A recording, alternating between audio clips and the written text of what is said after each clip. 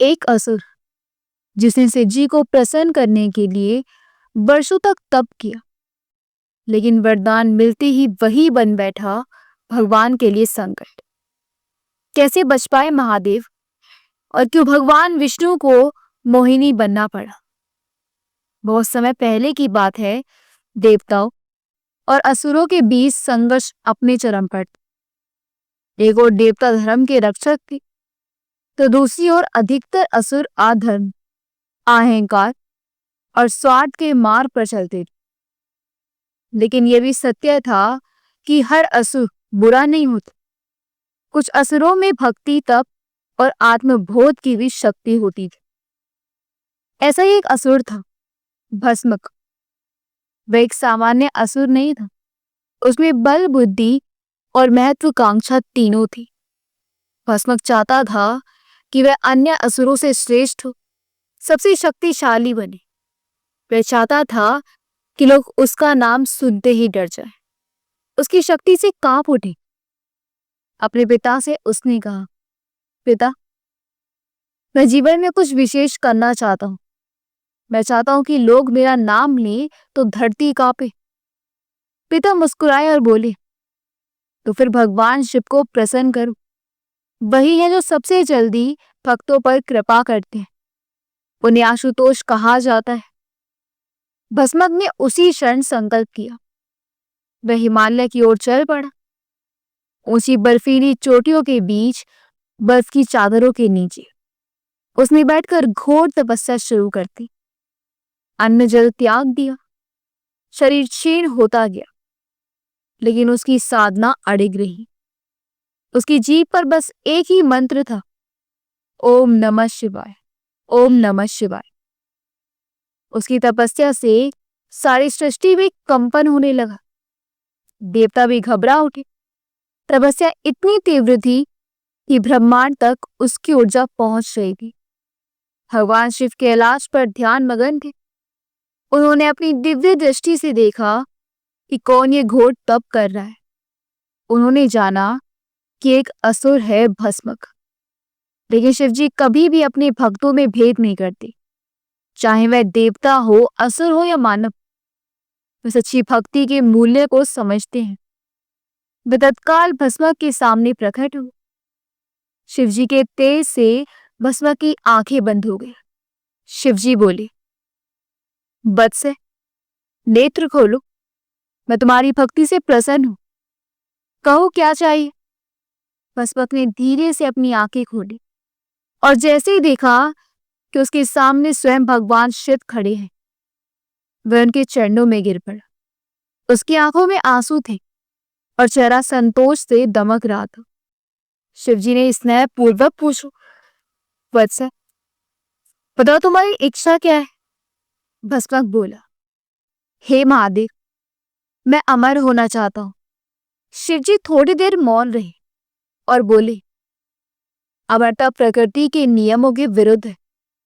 जो जन्मा है वह मरेगा भी। मैं तुम्हें यह वरदान नहीं दे सकता। भस्मक निराश हुआ, परंतु तभी उसकी बुद्धि ने एक और उपाय निकाला। उसने कहा, तो प्रभु, मुझे एक ऐसा वरदान दीजिए कि मैं जिसके सिर पर हाथ रख दूं वह तुरंत भस्म हो जाए। शिवजी फिर थोड़ी देर चुप रहे। ये वरदान खतरनाक था, पर भस्मक की भक्ति सच्ची थी और वचन का पालन करना ही शिवजी का धर्म था।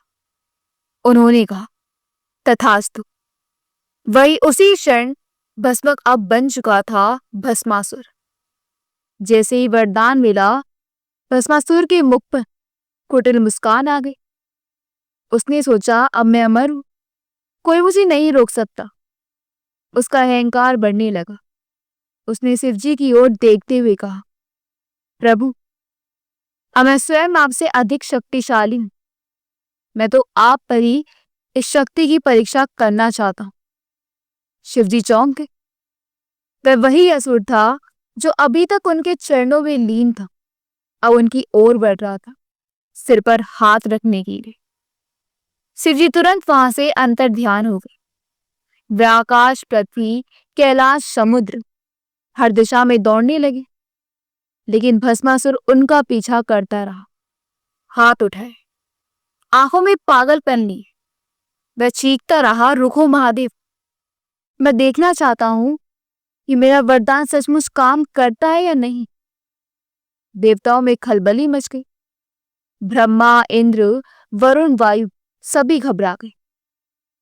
वे भागे भागे विष्णु भगवान के पास पहुंचे और बोली, प्रभु, शिवजी संकट में है।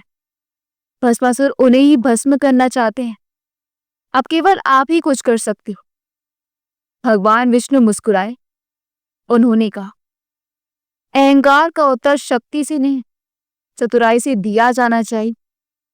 विष्णु जी ने अपना मोहिनी रूप धारण किया, एक अनुभव सौंदर्य वाली दिव्य स्त्री, जिसे देखकर स्वयं देवता भी सम्मोहित हो जाए। मोहिनी वन में प्रकट हुई और वहीं भस्मासुर पहुंचा। जैसे उसकी दृष्टि मोहिनी पर पड़ी, वह एक पल में अपनी सारी शक्ति, वरदान और उद्देश्य भूल गया। उसने मोहिनी से पूछा, हे सुंदरी, तुम कौन हो? मोहिनी ने हल्की मुस्कान के साथ कहा, कैसे किसी अपरिचित से उसका नाम पूछा जाता है? भस्मासुर थोड़ा लजाया और बोला, मैं भस्मासुर, सबसे शक्तिशाली असुर। मोहिनी ने उसकी ओर देखा और कहा, तो अब तुम मेरा नाम पूछ सकते, मैं मोहिनी। भस्मासुर ने तुरंत कहा, मोहिनी, मुझसे विवाह कर, मैं तुम्हें संसार की सारी सुख सुविधाएं दूंगा। मोहिनी ने गंभीर चेहरा बनाकर कहा, मैं एक नर्तकी हूं। बचपन से मैंने प्रतिज्ञा की है कि मैं उसी से विवाह करूंगी जो मेरा साथ नृत्य कर सके और हर पग पर मेरी बराबरी कर सके। भस्मासुर थोड़ी देर चुप रहा, फिर बोला, मैं जीवन में कभी नृत्य नहीं किया, पर अगर तुम्हारा साथ चाहिए तो मैं सीख जाऊंगा। मोहिनी हंसी, तो चलो मेरे साथ नृत्य करो। अगर तुम मेरे हर कदम की ठीक ठीक नकल कर सको तो मैं तुम्हारी हो जाऊंगी। फिर क्या था, नृत्य शुरू हुआ। मोहिनी की चालें मोहक थी, उसकी हर मुद्रा में आकर्षण था। भस्मासुर उसकी नकल करता रहा। वह कूदता, घूमता, झूमता, बस उसे मोहिनी चाहिए थी। अंत में मोहिनी ने एक चाल की, उसने अपना एक हाथ उठाकर सिर पर रख दिया। भस्मासुर ने बिना सोचे समझे वही किया और ठीक उसी क्षण उसका अपना वरदान सक्रिय हो गया। जिस वरदान को वह दूसरों पर आजमाना चाहता था, वह उसी पर चला गया।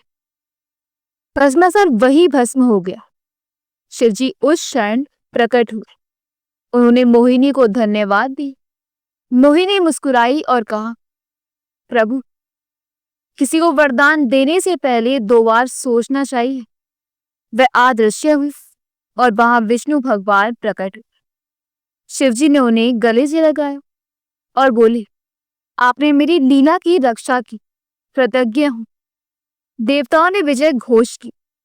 सृष्टि में एक बार फिर शांति फैल। भक्ति सर्वोच्च है, परंतु उसमें विवेक हो तो ही वह वरदान बनती है, वरना वही भक्ति अहंकार बनकर विनाश का कारण बन जाती है। अगर आपको हमारी भक्ति कहानियां पसंद आती हैं, तो हमारे चैनल कान्हा की दासी को जरूर सब्सक्राइब कर, घंटी को जरूर दबाएं, ताकि हर नई कथा, हर आध्यात्मिक अनुभव आप तक समय पर पहुंचे।